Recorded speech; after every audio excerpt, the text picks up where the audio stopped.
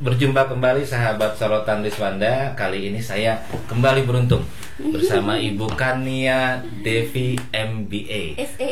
SEMBA. Luar biasa. Jadi linear Bu ya. Betul-betul seorang penggiat di bidang bisnis, dan memang beliau adalah sekaligus pelaku usaha Bu, dan ketua Asosiasi Pengusaha Jasa Boga Indonesia Kota Bandung. Dan beliau juga sekaligus wakil bidang UMKM Bu ya? Ketua bidang UMKM di Partai Nasdem Kota Wakil Bandung. Ketua bidang UMKM di Partai Nasional Demokrat gitu ya. Artinya ini memang sebuah, jadi pengusaha, pebisnis, aktivis sekaligus politisi, luar biasa. Nah, saat ini kan seperti yang kita tahu, UMKM menjadi penggerak sektor ekonomi real Indonesia ya.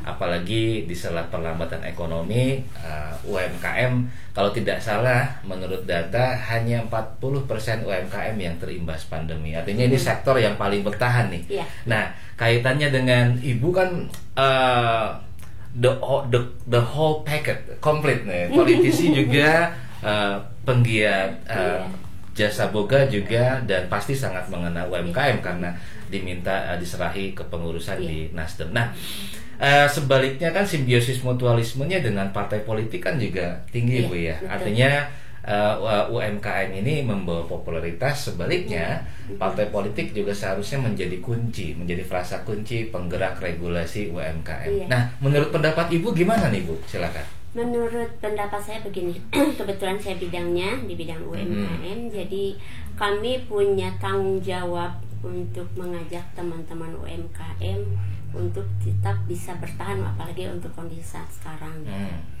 Dengan cara bagaimana? Nah, kami berusaha mengumpulkan mereka. Jadi kalau khususnya di partai nih, UMKM itu yang ada di kepengurusan kami. Jadi kan kepengurusan ada di kecamatan, betul, ada di kelurahan. Jadi kita meng-hire mereka, siapapun yang pelaksana UMKM gitu di lapangan. Jadi kita kumpulkan, suatu saat kita mengadakan pelatihan untuk mereka, karena begini, banyak UMKM yang selama ini hanya jadi pedagang biasa gitu. Artinya kami juga ingin mereka itu punya sesuatu yang berkualitas dalam usahanya. Misalnya bakso, tidak hanya penjual bakso saja, nanti kita berikan pelatihan bersama mereka, atau kue atau apapun. Jadi supaya tidak hanya seukur dagang gitu ya. Jadi artinya mereka harus cukup berkualitas, dimana kan sekarang itu apalagi kan ini era ekonomi kreatif Bu ya. Era ekonomi kreatif. Kalau tidak kreatif maka bisa terimbas juga. Di samping kita memberikan pelatihan juga kan mereka itu butuh ada cara market, seperti apa sih cara market. Jadi tidak hanya, saya itu punya pemikiran itu supaya mereka tuh bisa jadi punya pasar, kalau lebih baik punya pasar internasional gitu, bisa go public. Kita juga berkolaborasi dengan Kadin. Oh ya, Ibu juga pengurus Kadin ini ya? Iya. Oh, jadi lebih komplit lagi nih. Bahkan arsirannya sekalipun Ibu berkecimpung juga. Nah, gimana Bu? Nah, dengan Kadin, tapi kita tidak, kalau Kadin itu kan tidak berpolitik ya. Artinya di mana ketika kami di Kadin mengadakan pelatihan, di partai kami juga kadang suka ada diikutan, tapi tidak membawa partainya, dan begitu juga sama.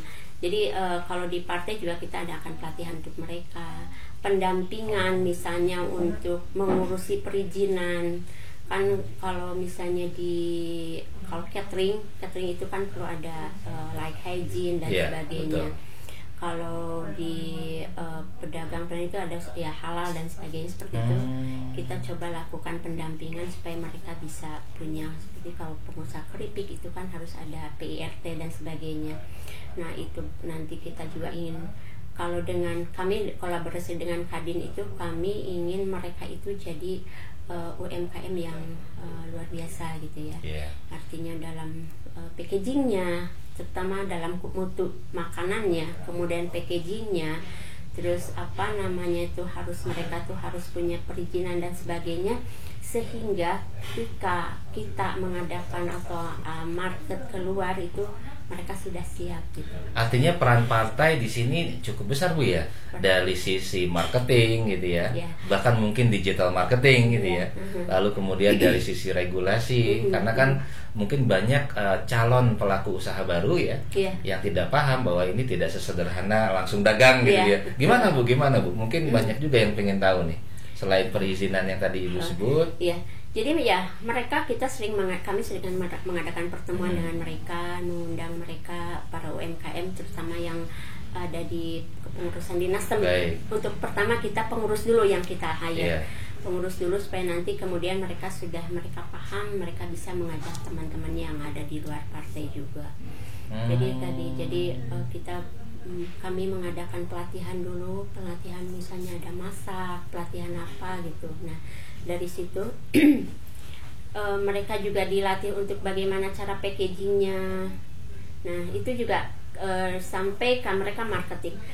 Ada hubungannya dengan kami, dengan partai. Jadi supaya ya kita juga orang dari Partai Nasdem juga ikut ke bawah di UMKM tersebut, karena ketika mereka ditanya, jaringan dagang teh jadi saya nama kan dibina oleh Partai Nasdem, kami tinggal jadi seperti ini. Nah, itu juga salah satu kalau di market. Artinya ada bonus konstituen pasti ya itu hal yang rasional politik ya. Artinya wajar sekali bila ada hubungan saling timbal balik. Saling timbal balik betul otomatis, karena masyarakat itu sekarang warga masyarakat itu tidak ingin adanya hanya janji. Yang penting masuk atuh naon apa yang mereka yang mereka dapati dari partai tersebut. Jadi kita memberikan pelatihan, otomatis itu ada manfaat untuk mereka sampai mereka bisa gitu.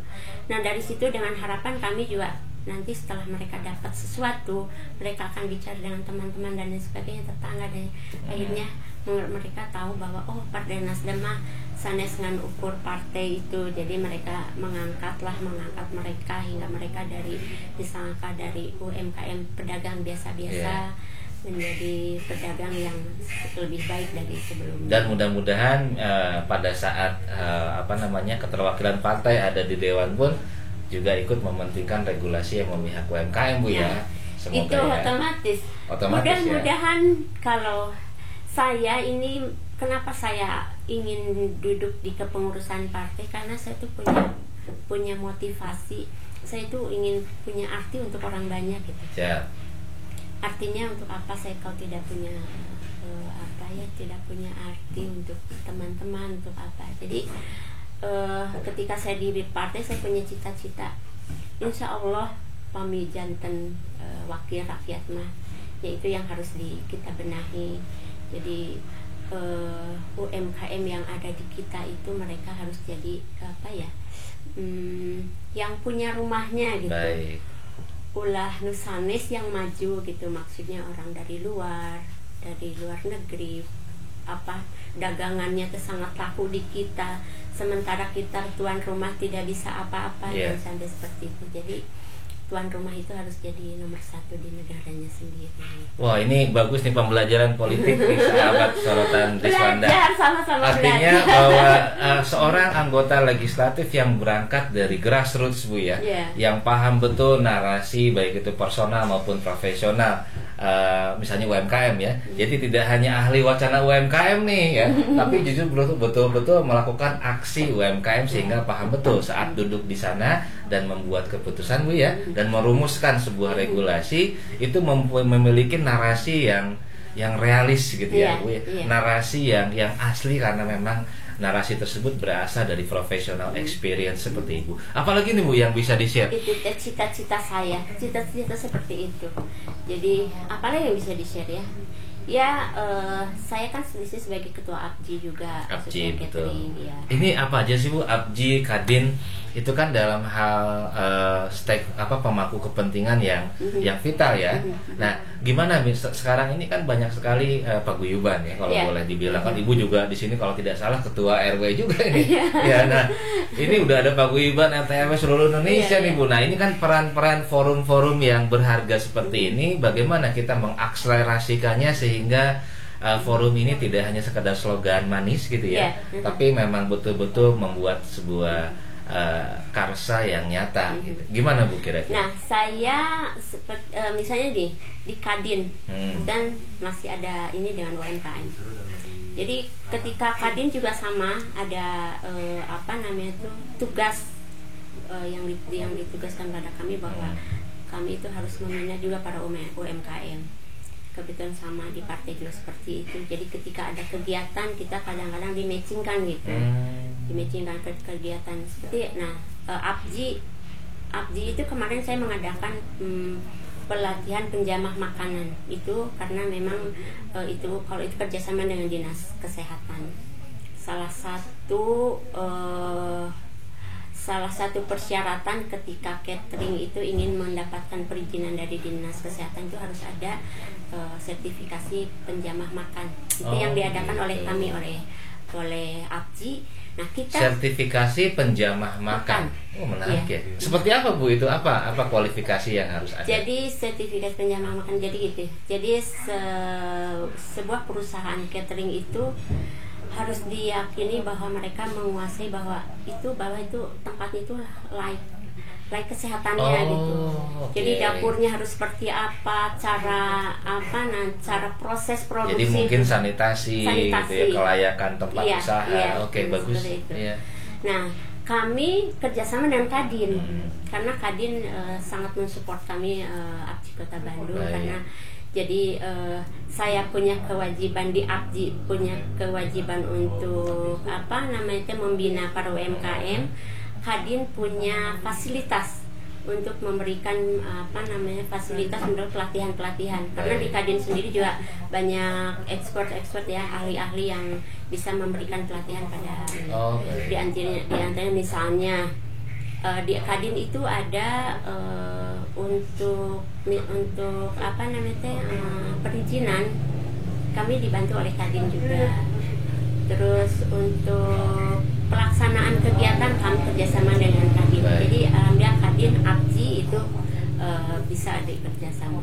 Nah, untuk di forum RW Kota Bandung, saya tuh di bidang pemberdayaan perempuan masih tiga. Ini ada penggiat perempuan juga ya.